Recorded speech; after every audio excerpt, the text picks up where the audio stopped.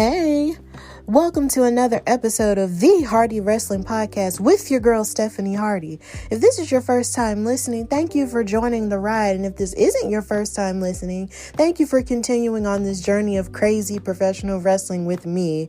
So in this episode, I've got your regular news and gossip-ish, and I have an incredibly special conversation with WWE Hall of Famer Teddy Long, and I have a Women's History Month highlight of Miss AJ Lee, who was at one point the longest reigning Divas Championship and a mental health advocate. So sit back, relax, and listen to this beautiful episode of the Hardy Wrestling Podcast.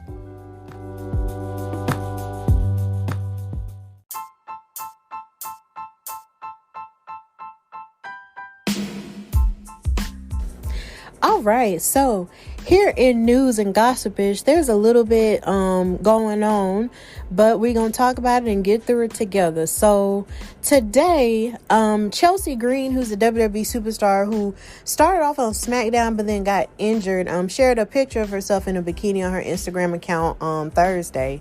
And apparently it upset one of her followers who told her to stop posting pictures and get back in the ring. And this fan was quoted as saying, stop posting bikini pics and get back in the ring, and saying, believe it or not, there's a small percentage of people who'd actually enjoy women's wrestling to be taken seriously instead of a joke like it is currently. It's all about skin and superficial stuff, and it doesn't help its case at all.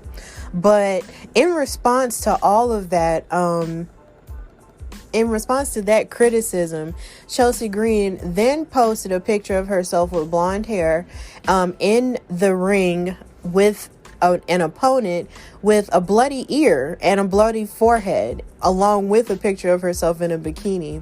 And other women such as Taya Valkyrie, who just got signed to WWE, Dana Brooke, Naomi, and Tanora Conti posted pictures of themselves in bikinis and in different swimsuits and stuff like that, along with bruises that they have sustained or injuries that they may have sustained in the ring. You have Naomi with a black eye, or a broken eye socket. And then you had Deonna Purrazzo, who posted herself, I believe with her arm broken and actually with a scar underneath her eye with a black eye. And even Mia Yim, who is a part of Retribution now, with a broken nose. And just so many of these women, commented and sort of responded by showing pictures of themselves going through the worst injuries, that you would ever, sustain as an athlete, along with bikini pictures, which is basically them showing that as a woman, you are able to do both at the same time. You can be sexy and you also can be an athlete and sustain as much pain, if not more pain than men do in terms of wrestling. And considering this is Women's History Month, and this is a time in which we're celebrating the contributions of women of all shapes and sizes and races and creeds and everything in wrestling. This isn't a time for men to try to come at us and tell us what we can and cannot do with our bodies. You shouldn't do it anyway, but definitely not during Women's History Month. You need to chill. So, I thought it was cool how all of these women's wrestlers, were showing that they were on Chelsea's side here, and just showed solidarity in the fact that, they believe that you can be multidimensional as a woman and you're not expected to be, one specific way. You can be sexy, but then you also can be a rough and tumble athlete that will kick somebody's behind. So to any troll, keep your negative comments to yourself and just let women live and be themselves. Okay.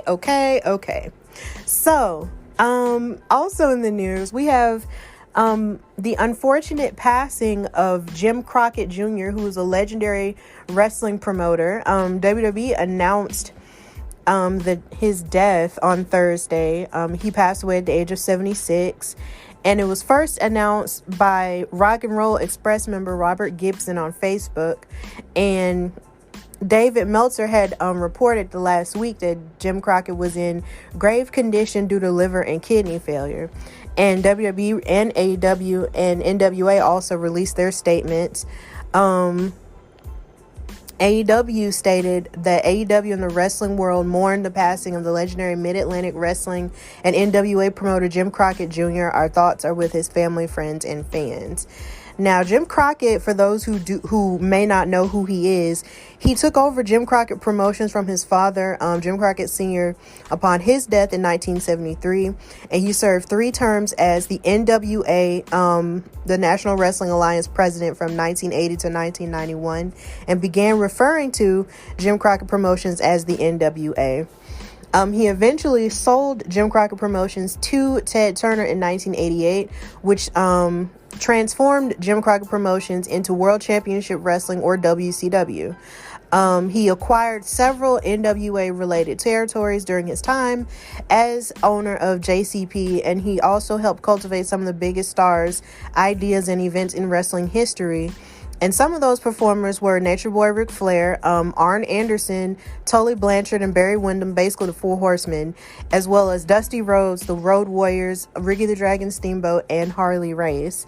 And he also had a hand in creating the Jim Crockett Senior Memorial Cup Tag Team Tournament, which ran from 1986 to 1988 before being resurrected in present-day NWA in 2019. And he was at the helm for creating WCW's top pay-per-view Starrcade, as well as Clash of Champions. So, we wish the Crockett family love and healing here on the Hardy Wrestling Podcast. I know it's never easy to lose a loved one, and I just hope that they have the peace and the healing that they need in order to get past this difficult time.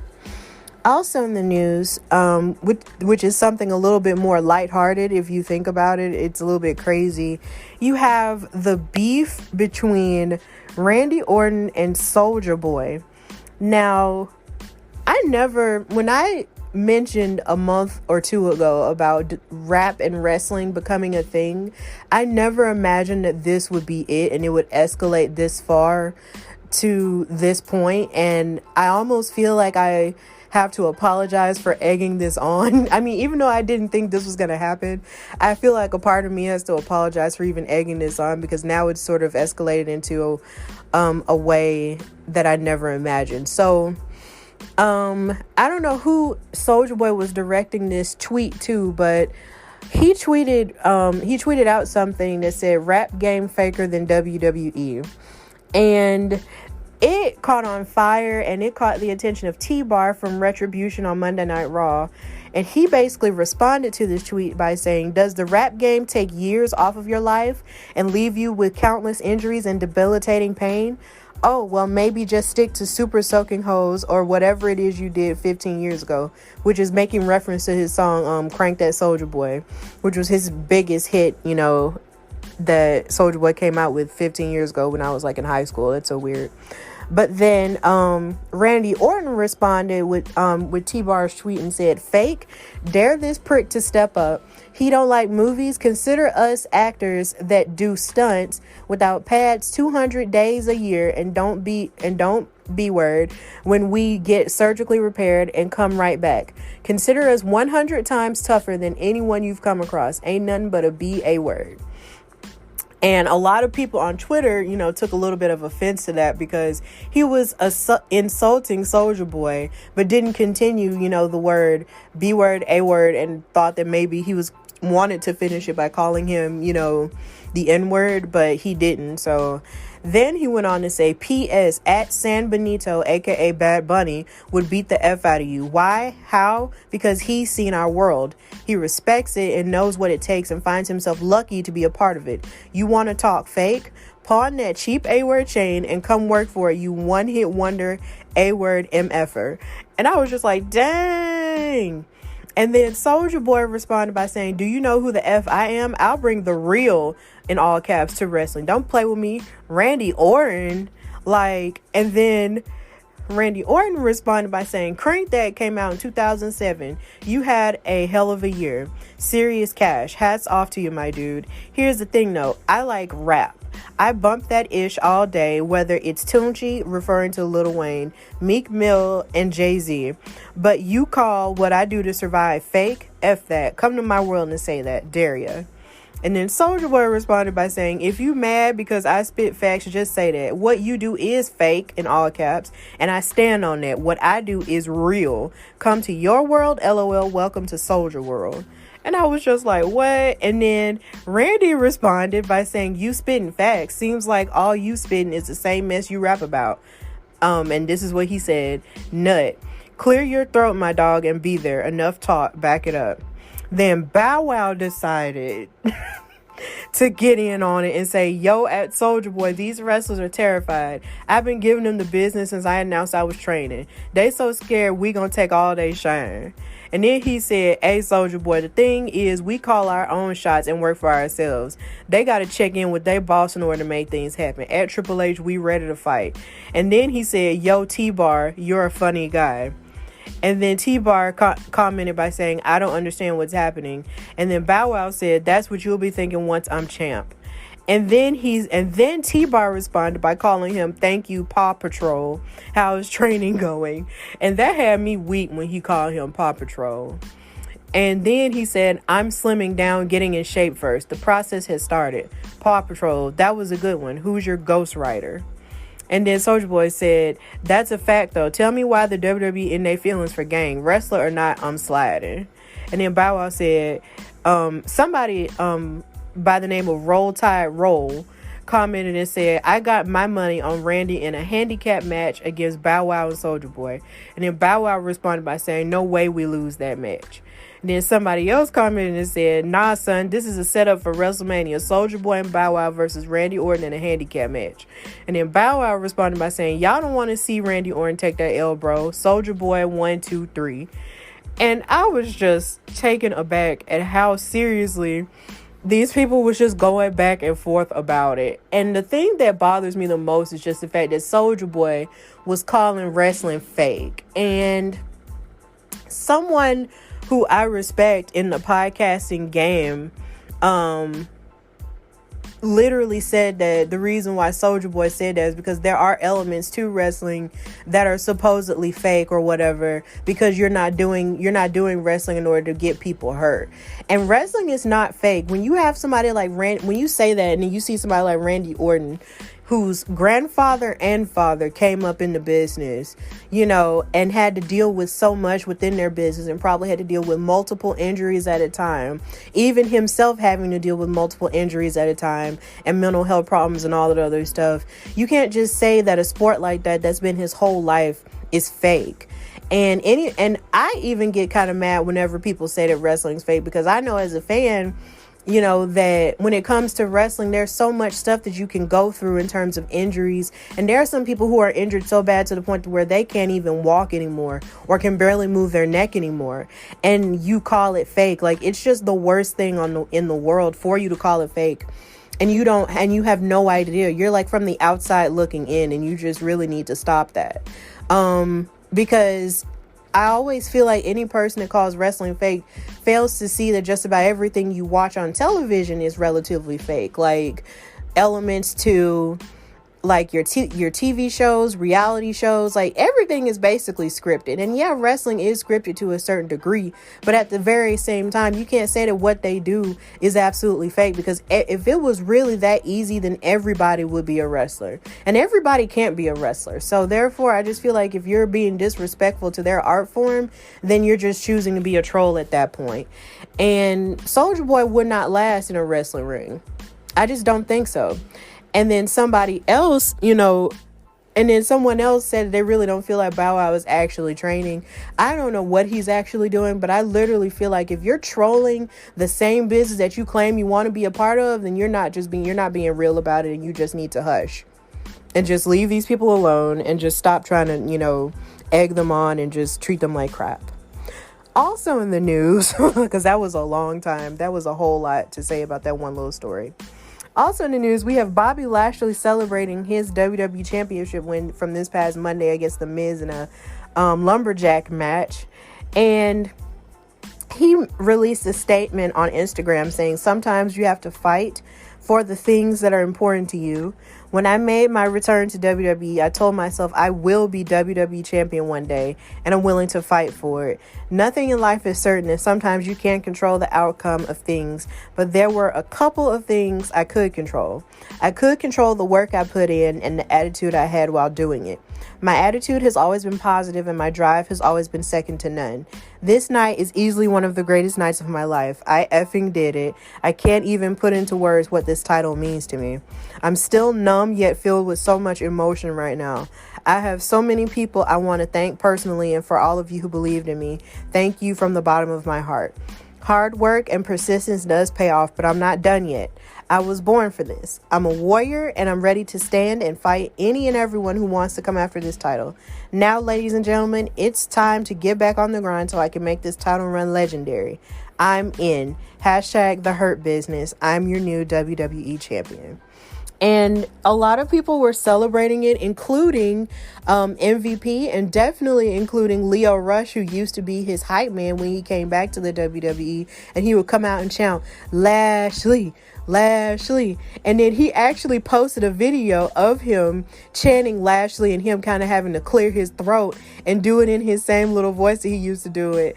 And it's so funny because I'm just like, man, I miss him. Like, he would have been a really good addition to the Hurt Business, you know, if he had stayed. But, you know, Lio Rush is still, you know, doing his thing on the indies. But it was good that he actually chimed in to give Lashley, you know, his props and celebrate him. And even Impact Wrestling released a tweet where they showed all of his championship winning moments over there. So we want to give a great congratulations to Bobby Lashley. He is now the third African American person to win the WWE Championship next to The Rock and also Kofi Kingston. And he's probably, I believe, the sixth black man overall to win a world championship in WWE. So here's hoping that he won't be the last. And if they do another one, here's hoping that they don't wait over 11 years for the next one. I want to see him versus Keith Lee. So that will be cool. Also in the news, we have the rumor that NXT is moving to Tuesdays amid a ratings battle with AEW, even though I doubt it has anything to do with that. But according to the Mad Men Pro Wrestling Podcast, they reported that NXT could be shifting to Tuesday nights as early as April the 13th. And they first announced, of course, in 2019, it was going to air every Wednesday night like they used to do on the WWE Network, on the USA Network. And many people believe the decision was made with AEW in mind, since promotion had already staked out Wednesday night to debut on its own weekly programming. But even though NXT has its own following, you know, on Wednesday nights, of course, it has lower ratings than AEW's Dynamite. But here's the thing. I literally feel like even though NXT has had lower ratings than AEW, I don't feel like NXT is really looking to try to compete with them, because they have two totally different purposes. NXT is meant to introduce people to who's going to be the future of the business, and it's more of a developmental-ish brand. And AEW is meant to be like this whole other promotion, you know, that's trying to compete with the WWE. And I literally feel like if AEW truly does want to compete, then they would probably do better moving to, like, you know, Mondays or Fridays whenever WWE has their bigger, you know, programming shows like SmackDown or Raw, just to prove, you know, its worth, or to prove, you know, who would watch what. You know, because when it comes to NXT, there's a certain audience of people who will watch NXT, like diehard fans like me who've been watching it for years, or diehard wrestling fans who will watch that stuff, who's watched it from the beginning and really just want to continue looking at it. Whereas suppose people who will watch AEW, or maybe people who will watch Raw or SmackDown, are more so casual fans. And I'm just not sure if mostly, and this is not a diss towards AEW, but I'm not sure if casual fans would want to like watch AEW and it's full of people that they don't know. So I feel like if AEW really does want to prove that it's, you know, the new hottest promotion, then maybe they would do better if they move to Monday or Friday and compete with the two flagship shows. But, you know, I'm just a fan sort of looking from the outside, so I don't know. Also, there's this rumor that on AEW Revolution, they have a show, a pay-per-view happening Sunday. Paul White, aka The Big Show, announced that he announced Wednesday that there's supposed to be a new Hall of Fame worthy talent who's signed to AEW and going to reveal his and reveal what he or she is going to be doing, in AEW. And a lot of people said they felt like it was going to be Batista, but he proceeded to debunk that rumor by basically saying, by tweeting, by saying they're gonna have to come up with another word that's used specifically for professional wrestlers who actually mean it when they say they're retired. Currently, the word retired has zero credibility by professional wrestling standards. So he basically said that it's not him, and he has yet to be inducted into the Hall of Fame, considering he was supposed to go in last year, but since the pandemic started, they postponed that Hall of Fame ceremony. So basically, he's basically come out and said that it's not him. He's probably got other stuff going on, with Marvel and movies and stuff. So it's definitely not him. A lot of people online were also saying they feel like it might be either AJ Lee or CM Punk. But it's just one of those wait and see things. So we'll just have to look and see, who it's going to be. So that's pretty much all that's going on with news and gossip-ish. And now we're going to go to my interview with WWE Hall of Famer Teddy Long.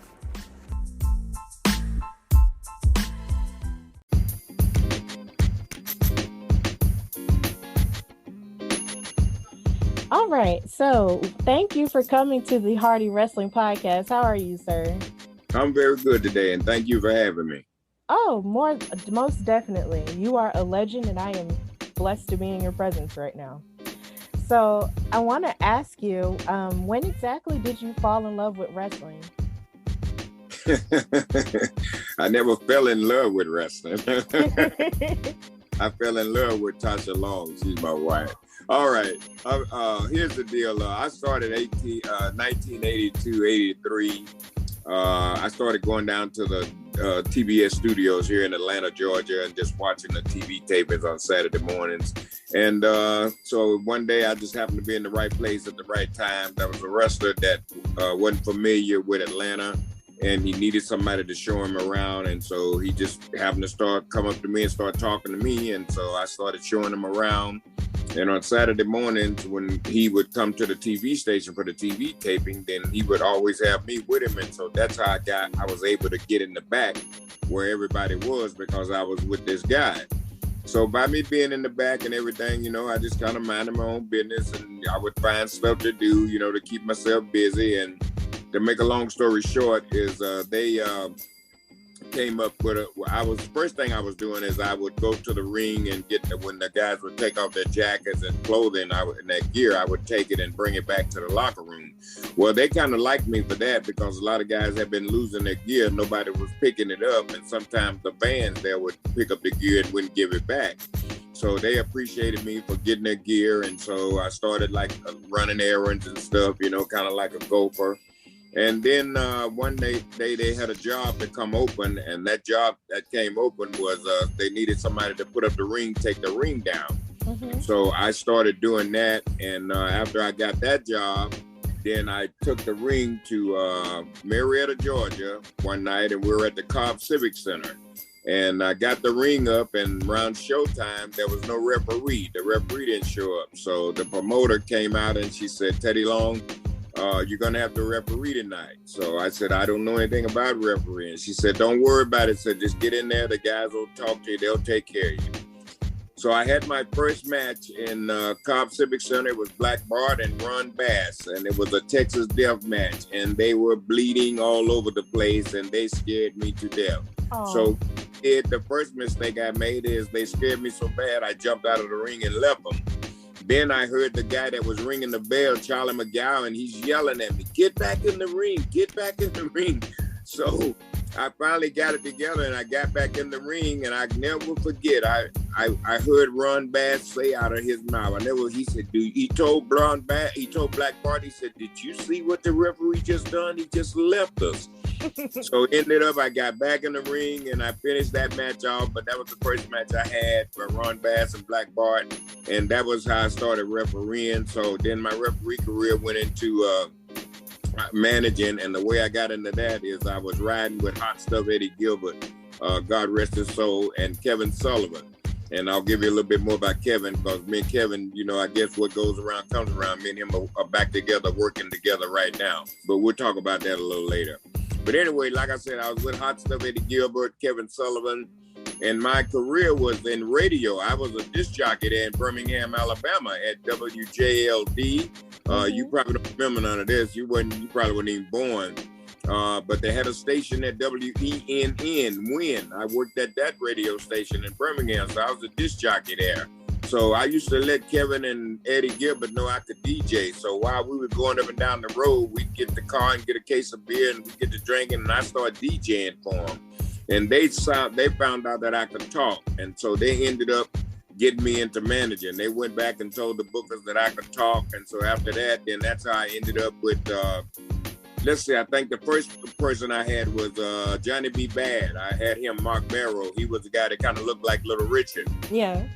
And I never will forget the first night I met him, and Dusty Rhodes, God rest his soul. Dusty gave me my first job too. You know, I owe a lot to him. He gave me my first job as refereeing, and then he did a whole lot for me. You know, after we got together, and I started doing a lot of other things.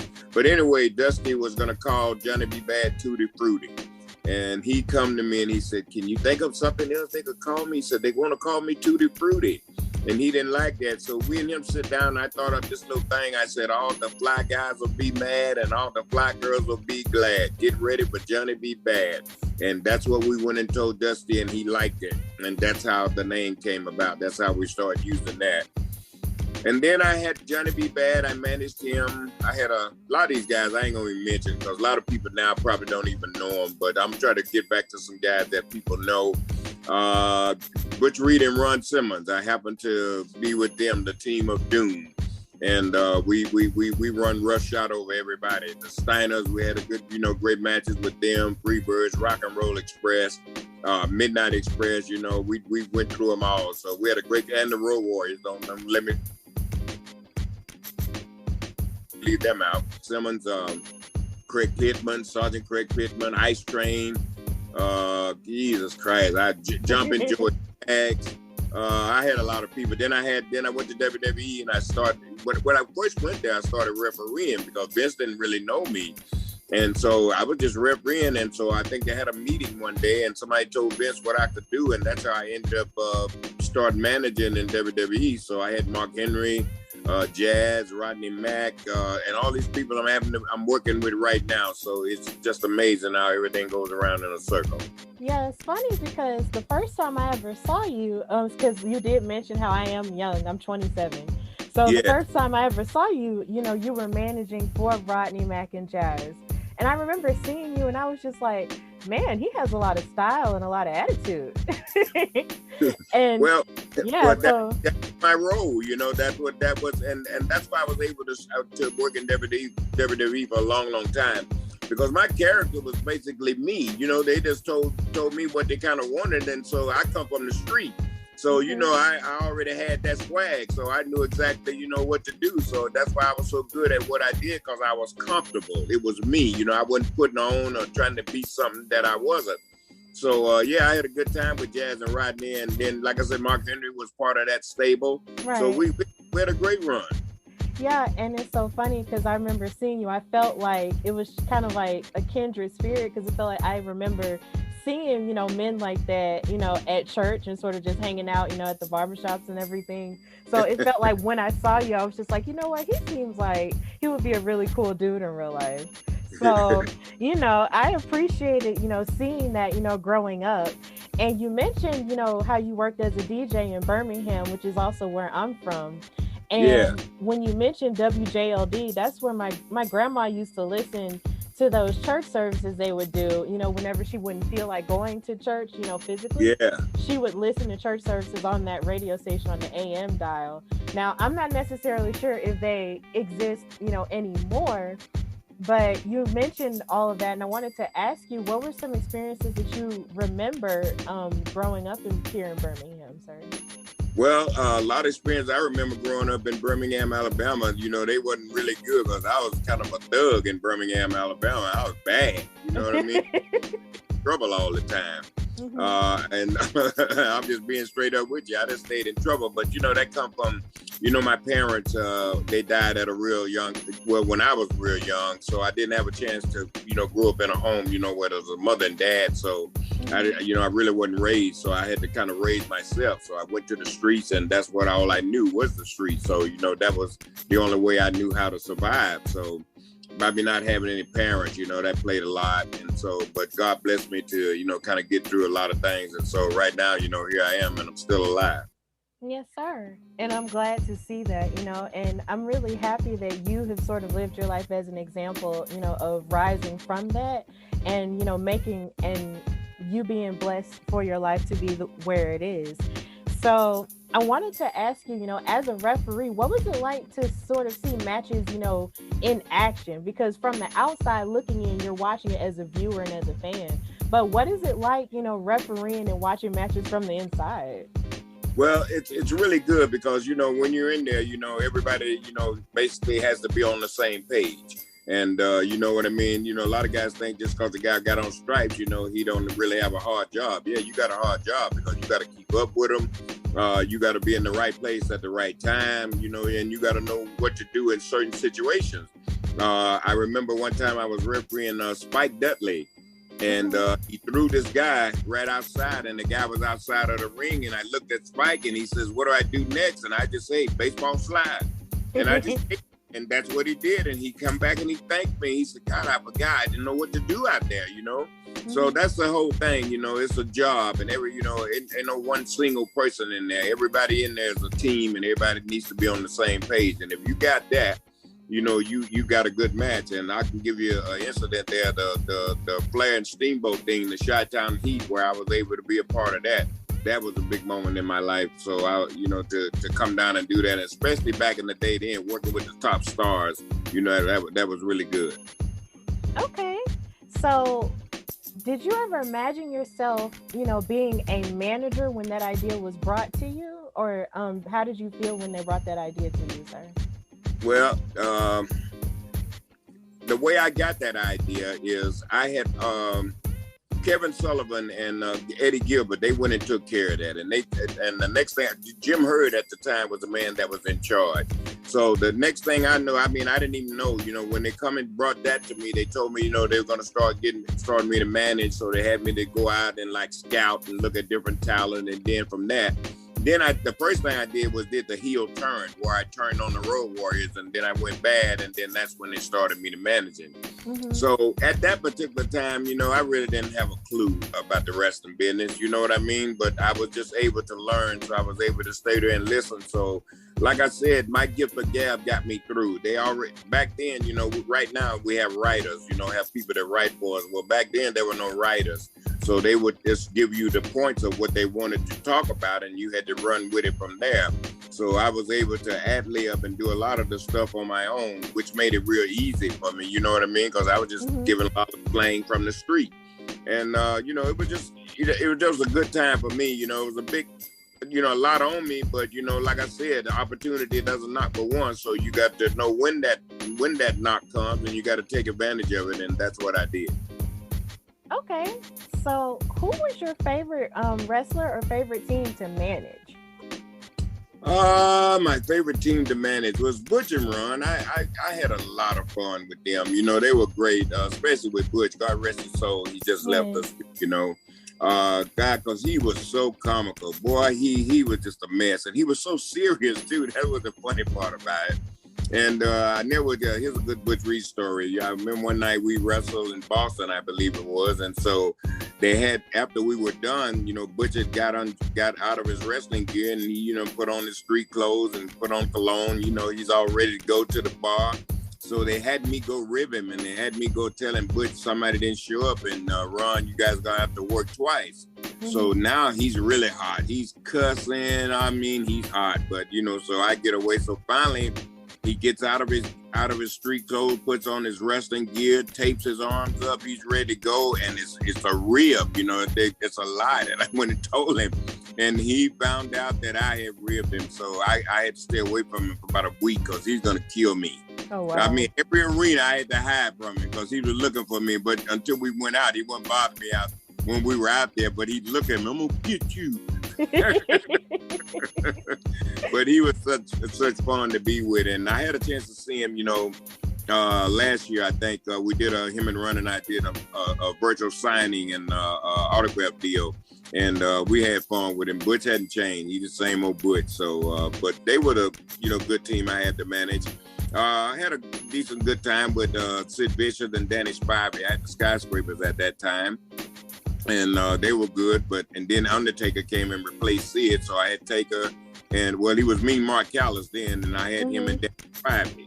Then Taker went to be a single Mean Mark, so I managed him as Mean Mark, and then he left WCW and he went to Vince, and who I never thought I'd be there working with him all over again, and especially in a good big storyline that me and him had where he kidnapped me and all that stuff. So just a lot of fun. Yeah, I remember that story, and that was during your time as the general manager of SmackDown, right? Yes. Okay, so I want to ask you, what were some of your favorite moments from being the general manager of SmackDown? And you were pretty historic because you were the first Black general manager WWE ever had. So what were some experiences you had with that, and what was your favorite moments from that era? Well, my favorite moments was, I'll be honest with you, every last one of them. I had fun at everything that I did, you know what I mean? Because I was able to make Vince happy, and like behind the scenes, they would always tell you, man, you ain't gonna get Vince. They said, if you can make Vince laugh, they said you got it.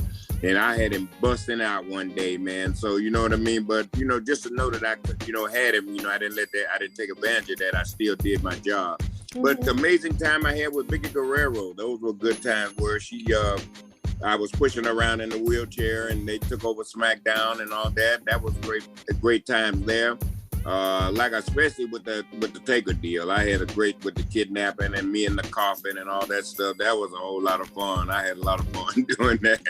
So it didn't bother me at all. So like everything that I did on SmackDown, I enjoyed every moment of it. I remember Drew McIntyre. I was doing some stuff with him. He was the chosen one, and he had me crawling around on my knees in the ring, and the thing that really got me, I told him to mention something about my grandkids, because every man loves his grandkids. And so I told say you're going to say something about my grandkids. So now that makes me turn around. Now I got to get humble. Don't mess with the grandkids. So whatever you want to do. So it has to be real. You know what I mean? You have to, give people life experiences, what they see and what they feel every day, and you'll touch them, and they'll believe in you, and they'll want to see you all the time because they know you're going to entertain them. They always waited on me because they know I'm coming to straighten it out. Right. And I feel like those are the best stories, the ones that are taken, where they take stuff from real life, because those are the ones that resonate the most with audiences, I can say. So right. I really do, appreciate those moments, as a fan. And I really did love your run as the general manager. And I remember when Vicky Guerrero took over, I was so angry. I was just like, let Teddy Long do him. Like, let him be in charge. Like, stop trying to take stuff away from him. And that's how that was supposed to go. Yes, you know what I mean? I know. Take the good times away from you and make you star. Wait on it. God, please bring him back, please. And that's how we made that work. Because some of the stuff that Vicky did to me, I told her to do it. Right. You know what I mean? I said, hey, why don't you do this? And I'll be looking mean at you. And don't worry. Because I could do stuff, with facials. Vince McMahon always told me that the money was right there. Mm-hmm. Sometimes I could make expressions. I wouldn't have to say nothing. You could see it in my face, Right. So, and that's, I understood what my job was. So that's why I tried every night that I walked out, I intended to give it 100%. Yes, and then that led to you being inducted into the Hall of Fame. So, and I also saw that you were inducted into the NWA Hall of Fame as well. So... they never told me nothing about the NWA Hall of Fame. Really? I went to attend that, and nobody never told me nothing about that. So that's one on me. I didn't even know that. Okay, well, let's just talk about the WWE Hall of Fame. How did you feel when they gave you the news that you were going to be inducted?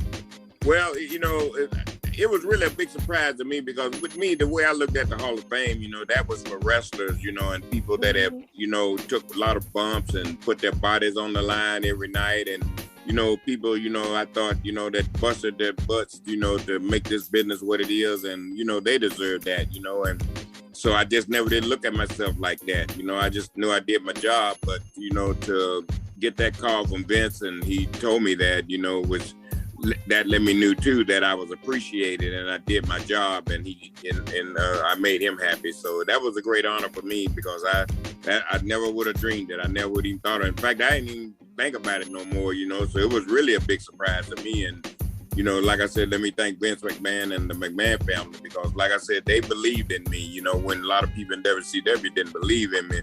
And it wasn't because it was me, it was because of, you know, I'll just be straight up with you, it was the color of my skin. Mm-hmm. But God brought me through all that, you know what I mean? So I put that all behind me because that doesn't get us anywhere talking about the past, you know, let's live in the future. So like I said, I was able to overcome all the obstacles and make it for 15 years I was there. I had a great run. I worked on top the majority of the time I was there, even when I was a heel manager. I still worked on top. I did the White Boy Challenge, you know, and I did the thing with Jerry Lawler where I told him he was just another cracker with a crown. You know? So, you know, we just, you know, everything I did, I had fun, man, with it. And so I made it work. So, and Vince was happy. And as long as the boss was happy, then everything was cool with me. And the Hall of Fame, I thank them. And I especially thank all the fans for people that I entertained and people that like me, because without them, I wouldn't have never made it to the Hall of Fame. So I just thank everybody, all the people that are watching your podcast, you know, thank all you guys for everything. Thank you. Yes. So is it true that when Ron Simmons and JBL inducted you into the Hall of Fame, is that all those stories they told about you not really paying for anything, was that all true? Pretty much true. Because I remember when they said that, I was like, well, whoa. Well, I'm El Cheapo. I can tell you that right now. But you know, see, if you've been in the wrestling business for a long time, you know, you have to be cheap because, see, back in the day when we started in this business, you had to drive. You know, you had to figure that gas money out, and you had to figure that money out that you're going to go in there and buy your local bread and some lunch meat so you can have some food to eat while you're driving. Where you going to stay tonight, the cheapest, a red roof, you know, you got to figure out the cheapest hotel because that's how you had to survive. You didn't make a lot of money. So, you know, I came up through that era. So when I started making money, you know, I started putting it, saving, you know, like I'm saying, my thing was I ain't going to be broke no more. Right. Yeah. I feel that. And what's so funny is from the outside, you sort of think that, you know, since you're seeing them on TV, you think they're living in a lap of luxury. But in actuality, there's a lot going on. You know, they're trying to make ends meet just like we are on the outside. Right. Yeah, and that's another thing, too. I'm glad you brought that up because TV, you know what I mean? A lot of people look at that the wrong way. They think because they see somebody on TV, they're making millions and millions of dollars. You know, it don't work like that. But like when we bring people in, there's a SAG fee. There's a certain fee that you pay. They might, the highest some of them get maybe $750. You know what I mean? But your plane and your hotel, all that, you know. So you know it. So it ain't no whole lot of money, man. So people have to watch that. I look at Google. If you Google my net on Google says that I'm worth $3 million. Can you believe that? 3 million. That's what they're saying about me, and that's pretty bad because they could get me robbed. Somebody could come to my house thinking that I'm really worth $3 million and could hurt me and my family. Right. So you know, how can you put something out like that? Right. Yeah. So that's what I'm saying. You have to be careful. You know what I mean? Because you just can't believe half of this stuff. That's all I tell you. I'm not worth 3 million, y'all. I'm telling you. Yeah. Well, I want to ask you, in your view, how has the world of wrestling changed, you know, for the better, in terms of what you've seen? Because I know you've seen a lot and you've seen it go through a lot of ebbs and flows. So how has the wrestling business changed? Well, I think the wrestling business changed after COVID. I think that changed the whole entire world. You know, after, you know, we were not able to really entertain the live audience, you know, you didn't got 50,000 or 70,000, 80,000 people there screaming and yelling. You know what I mean? That's what has changed. That's what you miss. You know, nothing wrong with the virtual, but it's just not like that live audience. Right. And also the other thing I think now is that it's not the attitude era anymore. It's not what I experienced. You know what I mean? I went through the hardcore part where you had to get down, you know, and tell stories, you know, and make people believe, you know, and gave them a good show. And, you know, like I said, things are good now, you know what I mean? But in my opinion, I think that they could be a lot better. Oh, definitely. There's always room for improvement, and I definitely agree with that. But I know I am really happy, that a lot of these wrestling promotions have, turned everything around and figured out how to entertain us in the midst of the pandemic. But I do miss going to live shows because I've been to about 20 in my life. So, I really do miss it when the shows do come here because it's a fun time. I love it. And like you said, you mentioned a lot of promotions have turned things around. I'm running a company now. It's called SWE Fury. Yeah, I see on your shirts. We're based out of Texas, and we're live. We're on the CW network. We're on a lot of TV stations, Louisiana, Mississippi, Alabama, and I think we're in Jacksonville, Florida.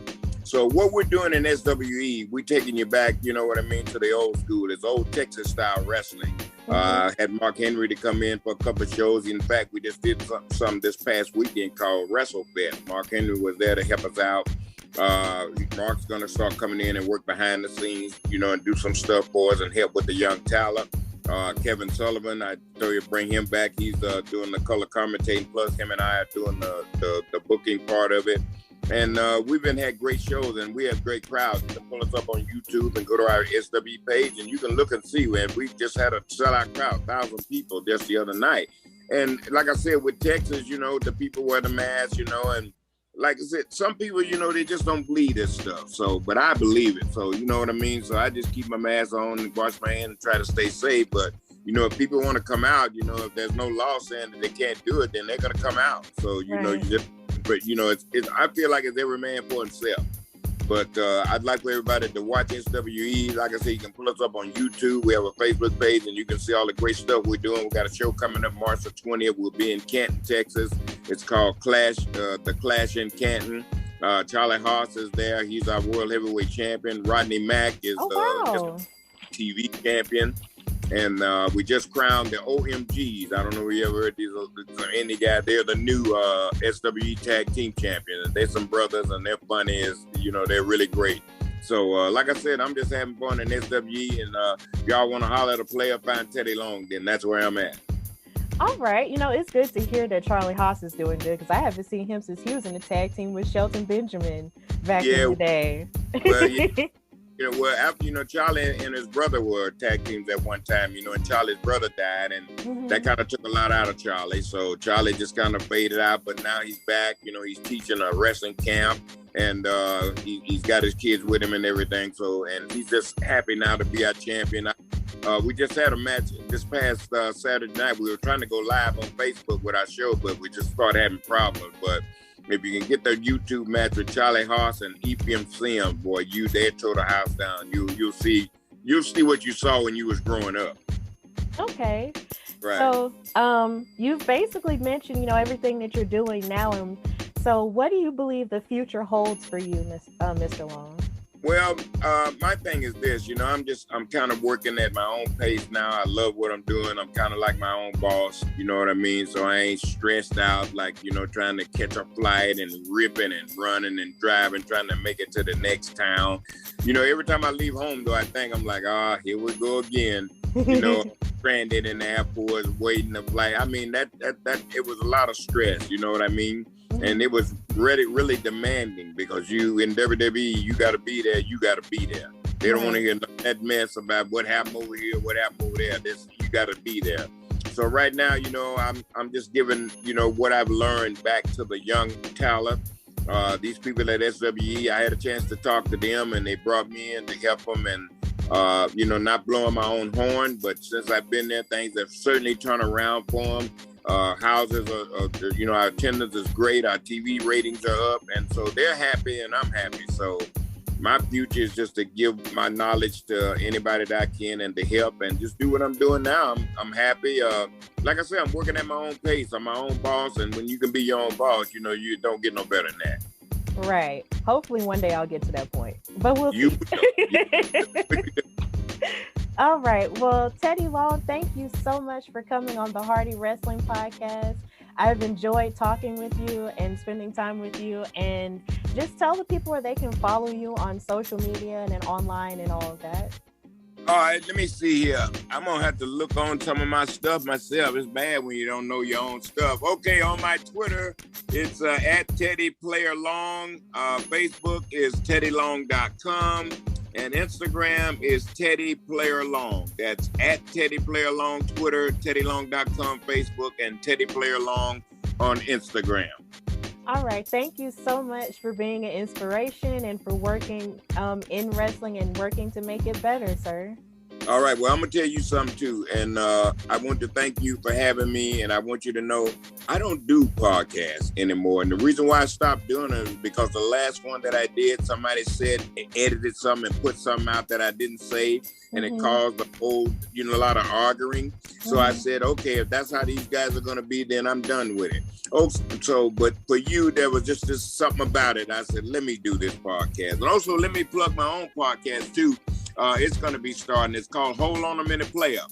That's my podcast, and we're going to restart. We've already filmed, already taped some good episodes, so we're going to be releasing those around the end of March. So it's Hold On a Minute Player. That's my podcast. But like I said, I don't do them for nobody, but it was just something that Birmingham, Alabama got me. Yeah. So I did this for you, and I don't do them anymore. I'm telling you. Well, I really appreciate it, sir. I'm so glad you were able to come on, and hopefully one day you'll come back to Birmingham. Well, you never know. SWE may be in Birmingham because I think that Mississippi and Alabama may be picking us up. So you never know. Yeah. Well, thank you so much for your time, sir. All right. Thank you, and goodbye. Have a good day. You too. All right.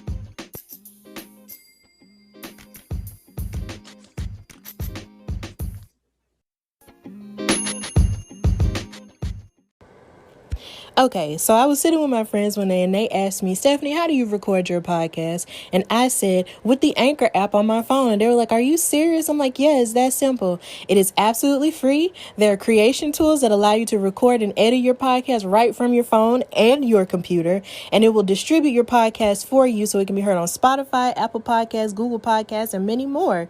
You can also make money from the podcast with no minimum listenership. And it's got everything you need to make a podcast in one place. They even have classes and stuff that you can listen to that will give you all kinds of good tips on what you need to do in order to make the best podcast. So if you want to do this, download the free Anchor app or go to anchor.fm to get started. That's anchor.fm or download the free Anchor app to get started.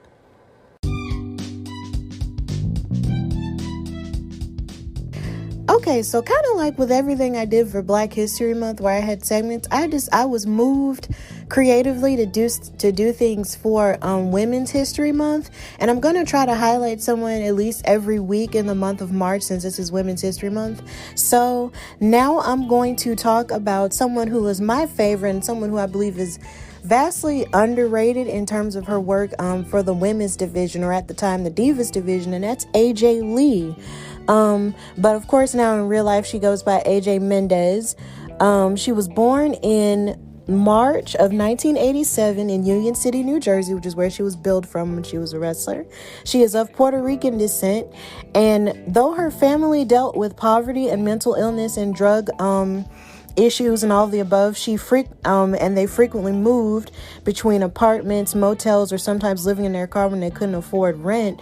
She had a amazing interest in video games, comic books, and of course professional wrestling through her brother, and she had decided that she wanted to become a professional wrestler from watching it, and bonding with her siblings.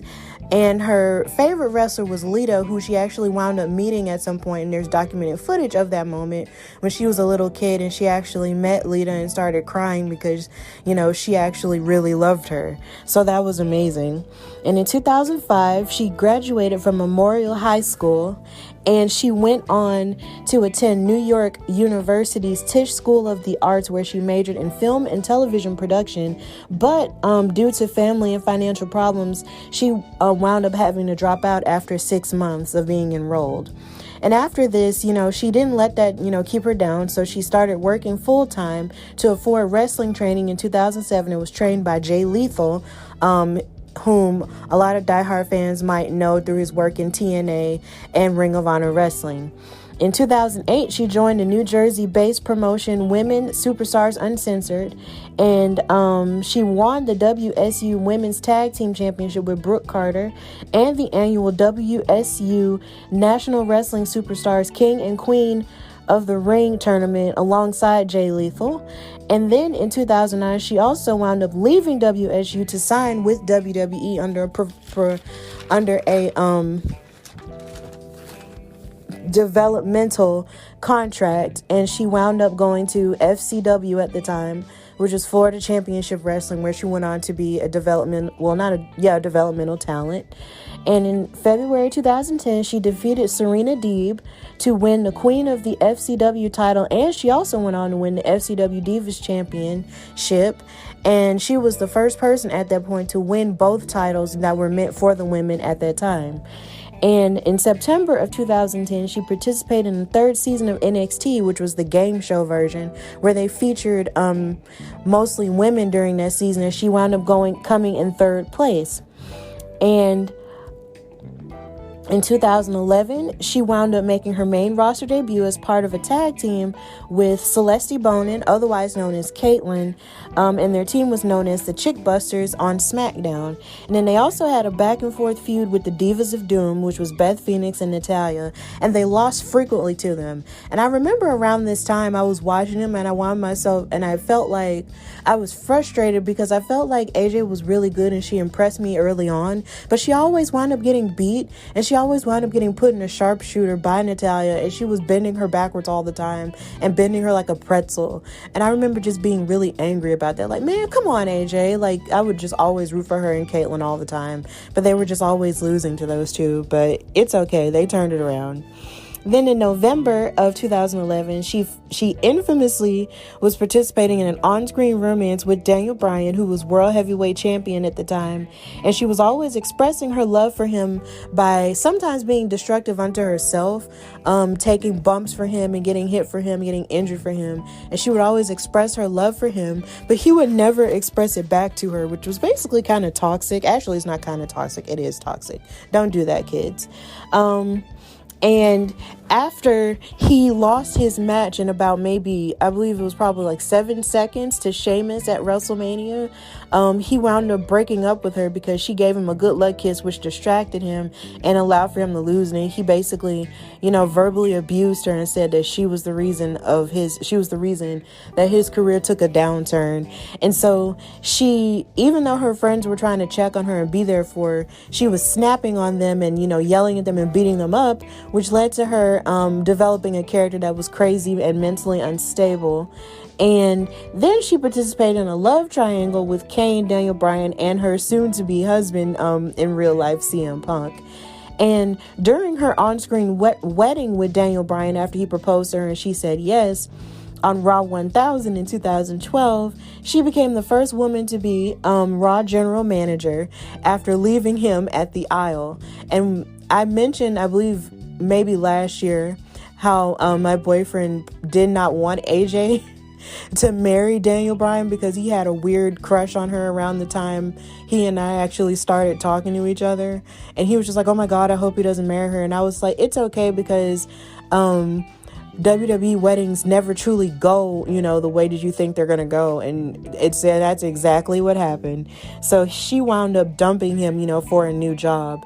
And it was really cool to see her, be a general manager. Like, it was really cool, but it didn't last because she got caught up in some romantic scandal with John Cena. And then Vicky Guerrero and Dolph Ziggler wound up, manipulating her out of her job, and she wound up taking over her job and wound up getting fired.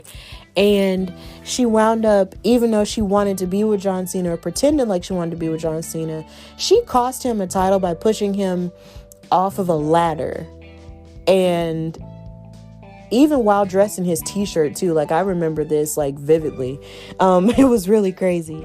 And then, after a certain point, she and Dolph Ziggler hooked up, and she was a valet for him. And then this brought along the debut of Big E Langston, and they became like a little stable, and she was a valet for him. And so She wound up winning the Divas Championship in 2013 by defeating Caitlyn, by getting into her head, by making her think that she had a secret admirer. And Big E revealed himself to be that secret admirer, but then wound up breaking her heart, and she wound up winning the Divas title at Payback in 2013.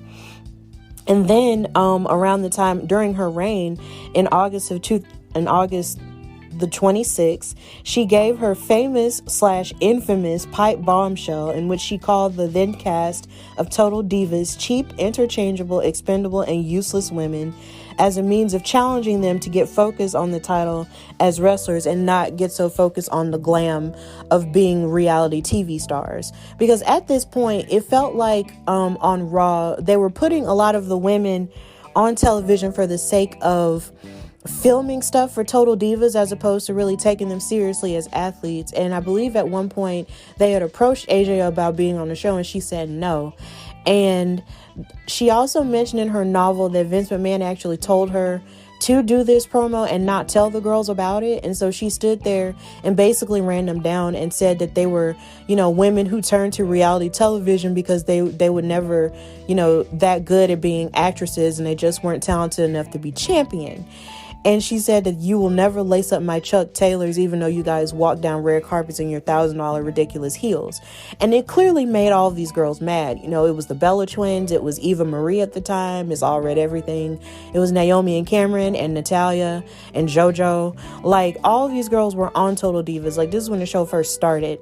And AJ was just focused on being a great wrestler and being a champion. But at the time, it was almost like this sort of fed into the notion that no one was really taking the women's division that seriously. So she was trying to light a fire under these girls and let them know, like, yo, like, you need to be going after this instead of going after all this superficial fame. And even the Bella Twins, have talked about how much they really didn't like that segment at all in their book, I believe. But, it's been, it's sort of like a back and forth thing where people, say different things or whatever. But I thought it was cool when it happened. So, I mean, whatever. And it wound up leading to all the women in the Divas division to sort of, come at AJ like super hard and extra hard. But they could never win because she always had the upper hand. And then she also had Tamina as her bodyguard. So that was also a thing that she had, up her sleeve as the X Factor. So in 2014, she became the longest reigning Divas champion at the time, and she successfully defended her title at WrestleMania 30, marking the very first time the Divas title was defended at a WrestleMania, which is sad, but that's literally the truth. And then she proceeded to feud with newcomer and NXT call-up Paige after she won the title the night after WrestleMania 30 in historic fashion, which I thought was really amazing because I had seen Paige wrestle in NXT and she was amazing. So they feuded back and forth and sort of played like a hot potato type of deal with the Divas title with each other. And then AJ proceeded to feud with Nikki Bella, and then she lost the title after her third Divas title reign.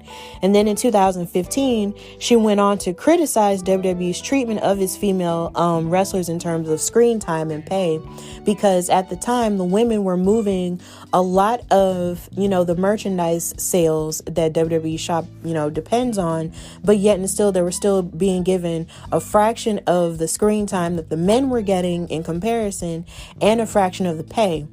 And she mentioned this on social media, and then Stephanie McMahon and Vince McMahon, said, publicly that they heard her and they appreciated everything that she had to say. Then in March of 2015, she returned to help Paige from being attacked by the Bella Twins, and they went on to fight them in a tag team match at WrestleMania 31. And then she would wrestle her final match the night afterward in a 6-woman tag, and then announce her retirement on social media with her Chuck Taylors and a suitcase, much to the devastation of my boyfriend and I, because he was very sad about her retiring. But she wound up retiring because she felt like she had fulfilled all of her goals, and because she had permanent damage to her cervical spine. So it had to do with health issues. And it's also rumored to believe that she left because she didn't necessarily like being caught in the middle between WWE and the soured relationship that they had with her husband CM Punk and how he left the company. So To mention her accomplishments, she's a 3-time Divas champion, a 3-time Slammy Award winner. She won Diva of the Year twice and then won Kiss of the Year with John Cena one year. She's also a Pro Wrestling Illustrated Woman of the Year for 2012 and 2014. And she's a New York Times bestselling author of her memoir, Crazy is My Superpower, How I Triumphed by Breaking Bones, Breaking Hearts, and Breaking the Rules in 2017, which I definitely recommend. Please read it. It's a good read. And she's a co-writer of the comic book series Glow versus the Babyface, and she's a major advocate for mental health awareness because she was diagnosed with bipolar disorder, and she maintains it every day, and she's not quiet about her struggles either. And she was definitely a great inspiration to, those girls who were interested in things like comic books and anime and video games and stuff like that. And of course, she's married to CM Punk. And they've been married since 2014, and they're a really cute couple, even though, they're really cute together. So I really love them as a couple. And she also has the numerical date of her first Divas Championship win tattooed in tally marks on the back of her neck. And she just was a great trailblazer in terms of, female wrestlers who don't necessarily fit the archetype of the cute blonde model type or whatever. Not shaming those women who do look like that, but during the time in which she came up, it just seemed like they had sort of like a archetype in their mind for what they wanted. They always wanted, the woman to be sexy and, to sort of cater towards the male gaze. And it seemed like AJ Lee cater towards the male gaze, but then also, cater towards the female gaze in terms of being an athlete and wanting to actually fight and be a good example, for women who were a little bit different and a little bit quirky. So, I love everything that she was about, and I feel like she was far ahead of her time. Like, I feel like if she had came in WWE during this time, it would have been amazing. So, a lot of people online really hope that maybe one day she'll come back, but I'm not necessarily sure she will. But even if she doesn't, she did the best she could, during the time in which she was there. But if she does come back, I'll be very happy about that. So that's the end of this Women's History Month highlight of AJ Lee. And now we're going to go to the conclusion.